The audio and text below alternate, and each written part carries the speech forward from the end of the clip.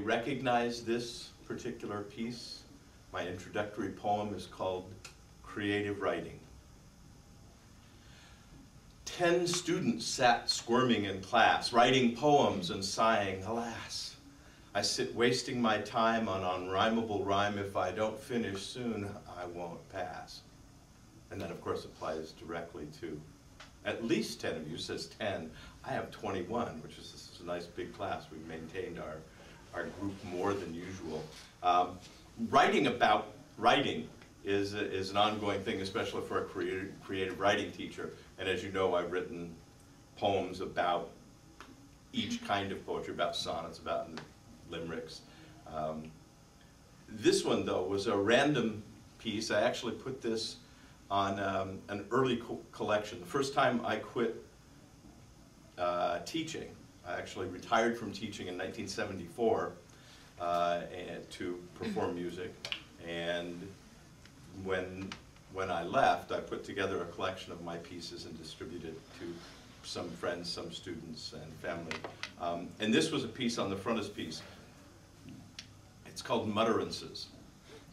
The random articulation of thought has a certain innate appeal to an unkempt mind like mine, and an ability to surprise even the best of a bad situation.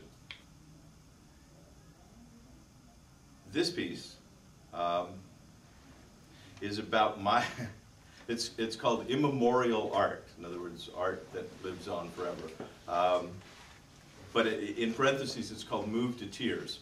And that's because I am easily moved by all sorts of things.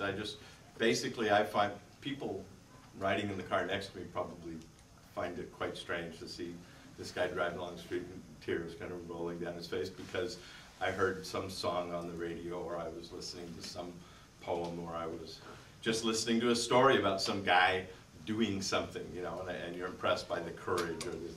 And so I have a piece that I've never finished, but it basically says, you know, moved to tears by some other fool's pain. And that's the premise, but I've never done much with it. This piece is called Immemorial Art. The pages are barely back to the shelf before their words, which splash on my organs with blood and sweat and other salty excretions, have dribbled away, wiped away, evaporated. The stages are only silent seconds after the sounds and strings cease to vibrate and are sucked out the doors by the thousands. I can hum, but the music can't recollect me, or the song, or the telephone transformers buzzing. Who am I to argue?